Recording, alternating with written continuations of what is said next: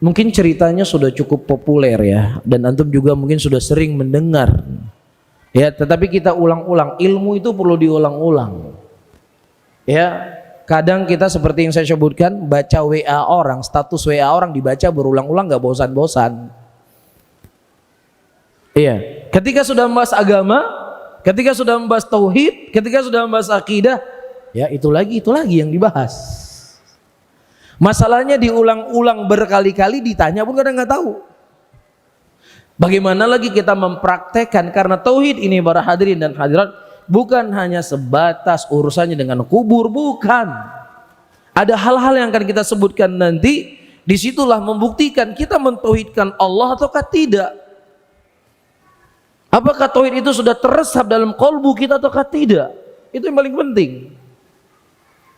Ketika orang-orang belajar dengan Syekh Muhammad At-Tamimi rahimahullah, ya, kitab tauhid yang mengajar penulis kitab, ya, dan mereka adalah santri yang memang setiap hari pembahasannya kitab. Setelah khatam kitab, Syekh Muhammad berkata, kita akan mengulangi kembali baca kitab tauhid. Antum sudah baca belum kitab tauhid? Sudah pernah tamat? Sudah punya khotam belum? Tahu kitab tauhid? Tahu enggak? Tahu kitab tauhid? Enggak tahu. Jadi kitab tauhid itu kitab yang ditulis oleh Syekh Muhammad, yang beliau membahas tentang tauhid, al-uluhiyah, bentuk-bentuk kesyirikan dan perincian-perincian kesyirikan, syirik besar atau syirik kecil. Beliau bawa ayat Quran, hadis-hadis Nabi SAW, dan kebanyakan para ulama muasirin mensyarah kitab ini.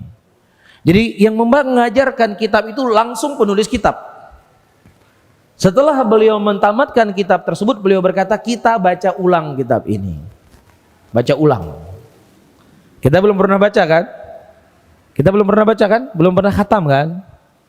Ya, dan posisi kita tinggal di tempat seperti ini kan? Ini mereka tinggalnya di Arab Saudi. Yang mengajarkan mereka penulis kitab.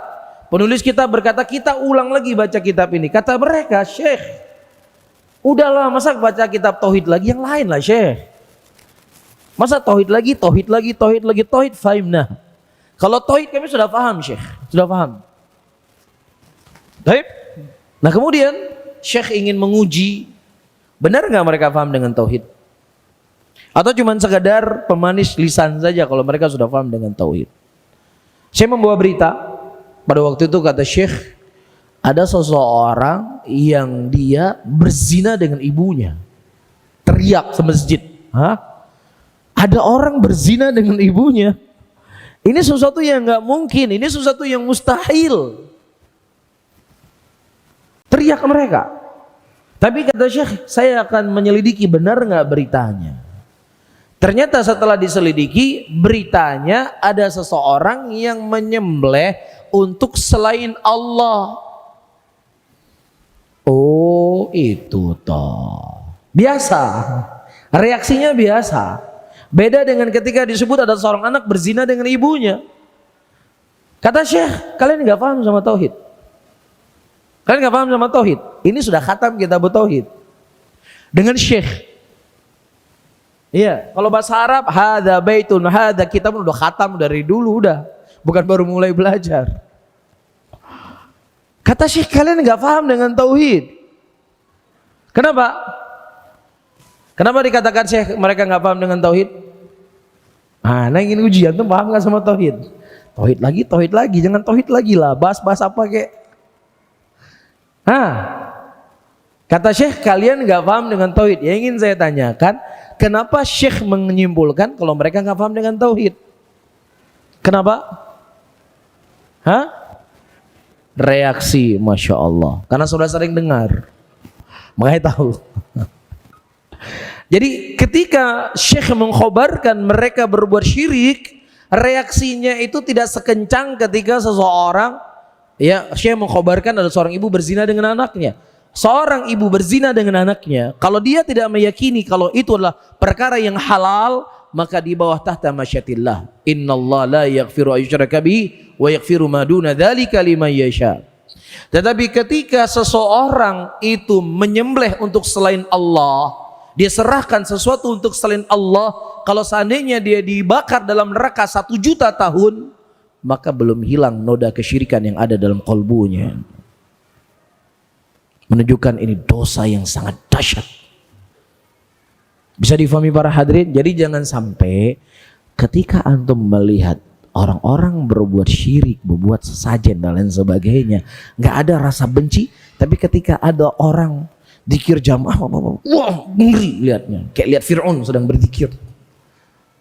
Berarti ada efek yang berbeda di sini, ada kebencian yang berbeda. Berarti kita sudah terbiasa dengan perbuatan kesyirikan. Dan itu adalah tabiatnya manusia, dan itu bukan tabiat yang baik. Ya, antum ketika datang ke kuburan, sekali-sekali datang ke kuburan, hati berasa terhanyut enggak? Hati berasa sedih enggak? Ya, pergi jenazah sebulan sekali atau setahun sekali, beda enggak? Tapi kalau pas antum pergi umroh, pagi ada salat jenazah, siang ada jenazah lagi, sore ada jenazah lagi, besok jenazah lagi. 4 hari antum di Madinah, 5 waktu sholat jenazah. Biasa enggak efeknya? Biasa enggak? Udah biasa, kadang-kadang sambil ketawa, sambil foto-foto. Benar enggak? Jadi subhanallah, para hadirin, kita sudah terbiasa dengan apa? Dengan kesyirikan.